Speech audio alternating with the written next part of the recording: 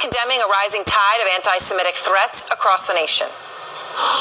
The anti-Semitic threats targeting our Jewish community and community centers are horrible and are painful, and a very sad reminder of the work that still must be done to root out hate and prejudice and evil.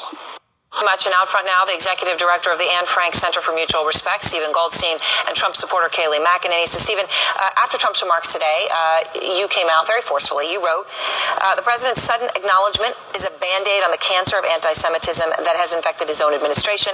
His statement today is a pathetic asterisk of condescension. Make no mistake, the anti-Semitism coming out of this administration is the worst we have ever seen.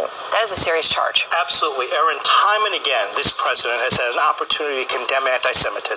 He had a chance to include Jews and Holocaust rememberers. He didn't. He had a chance to speak out against the desecration of Jewish cemeteries this weekend. He didn't. He had a chance to speak out against bomb threats against JCCs, and he didn't. Today, when he was forced, obviously by some staffers, because it came several news cycles after, he finally spoke out.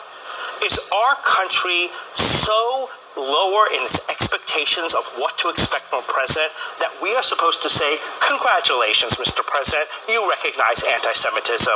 That's pathetic.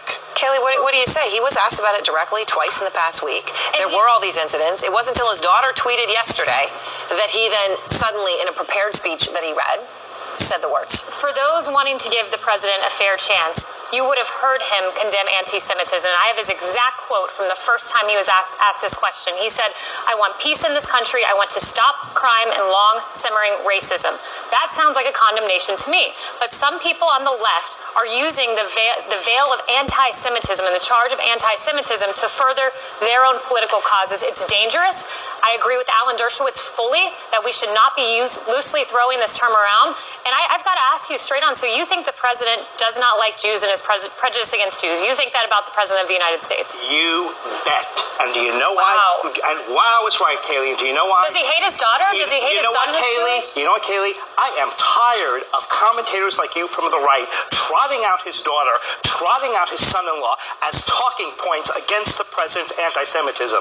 They are Jewish, but that is not a talking point against anti-Semitism, and that is a disgrace. Let's dissect your statement. Have you no ethics than to invoke people's religion as a talking point? Let's make this a dialogue. That itself is anti-Semitic. Let's make this a dialogue instead of a monologue.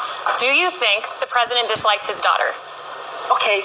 Answer the question. Answer, because you said he doesn't like Jews and his daughter. I'm under no obligation to answer a curveball question. Because you can't answer the question. Because it's a nonsensical question based on nothing. You can't answer the question. Okay. Why didn't the president condemn anti-Semitism this weekend? Why didn't the president condemn anti-Semitism this weekend? All right. I want to play. Kayleigh brought I just read you the quote. So Kayleigh, yesterday, the day before. Stephen, hold on. Yeah. Kayleigh read a quote from the press conference that he did with Benjamin Netanyahu.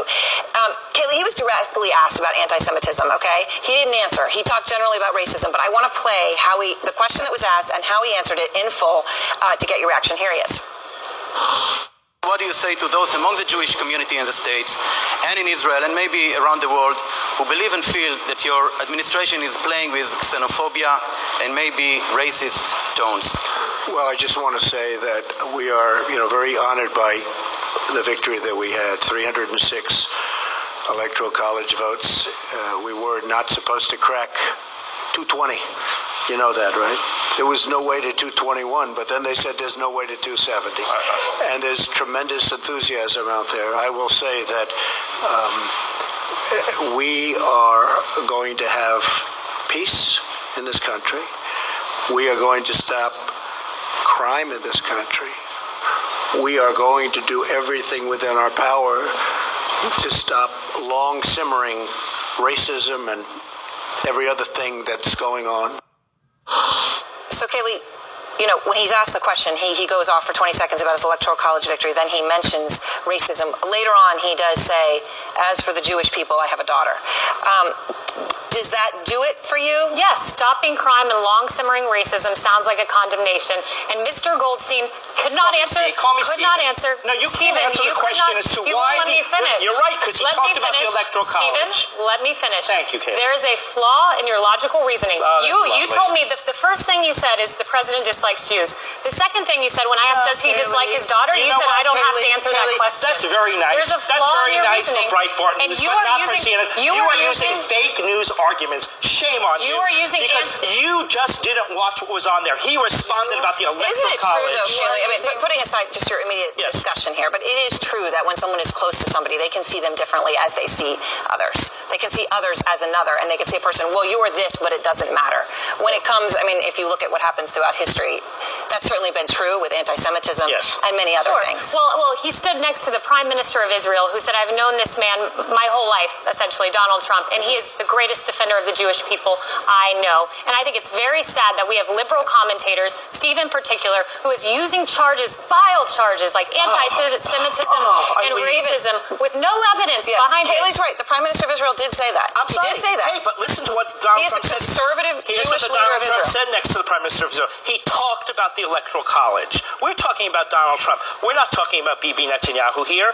When Donald Trump had an opportunity to speak out strongly against anti-Semitism, he's talking about the Electoral College. How ridiculous. And then we come here to ask whether he likes his own daughter. You're doing a disservice to your own cause. Because by throwing out farce charges of anti-Semitism, you're neglecting the times where there actually is hate that we need to put a stop on. You know what? And why don't you respond to it instead of responding to the Electoral College? Thank you both. Next, he's been friends with